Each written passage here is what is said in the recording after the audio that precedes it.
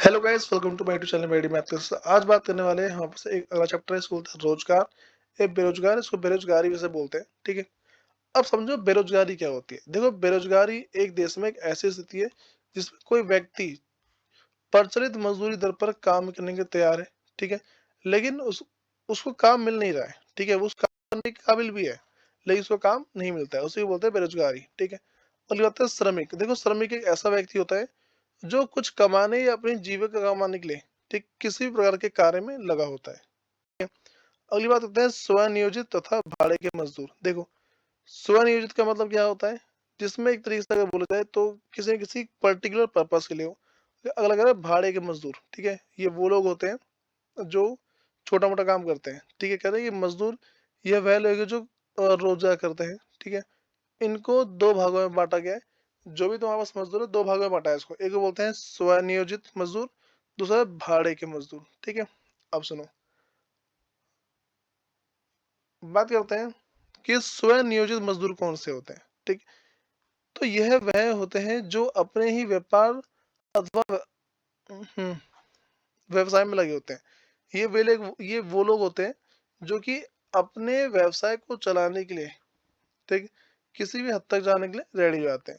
अगली बात करते हैं भाड़े के मजदूर। ये हर दिन के हिसाब से पैसे लेके काम करते हैं। अगला, अनियमित तथा नियमित मजदूर। देखो, अनियमित मजदूर वो होते हैं जिसको सिर्फ कुछ टाइम के लिए काम मिला है, फिर उसको काम से निकाल दिया। ठीक है, और नियमित मजदूर की बात करें तो नियमित मजदूर वो होते हैं जिनको मालिक ने अपने पास काम पे परमानेंट रखा हुआ है। ठीक है, तो इन बातों को ध्यान देके चलना है। अब सुनो, अगली बात करते हैं कि बेरोजगारी के आर्थिक तथा सामाजिक परिणाम।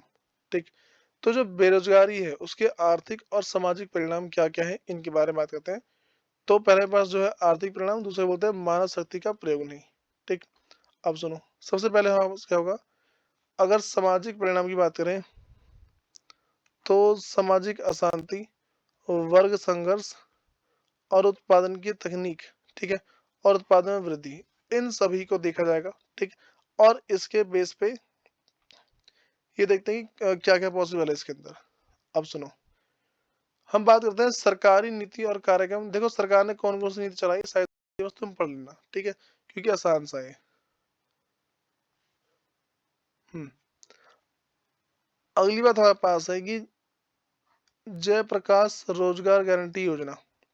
तो इसके अंदर क्या हुआ कि इस योजना का उद्देश्य देश की बहुत पिछड़े जिलों में गारंटी रोजगार उपलब्ध कराना है। ठीक है, और फिर इसके बहुत सारे मुद्दे भी उठे हैं। ठीक है, जिनको देख के बदला गया इन मुद्दों को। फिर अगला, प्रधानमंत्री रोजगार योजना। तो इसके अंदर देखते हैं कि यह योजना शिक्षित बेरोजगार युवा को रोजगार देने के लिए बनाई गई थी। ठीक है, और इसमें 1 लाख से लेके 2 लाख का ऋण आराम से मिल जाता है। ठीक है, अब सुनो, देखो तुम्हें करना क्या क्या, इसमें कुछ कुछ छोटे छोटे पॉइंट है।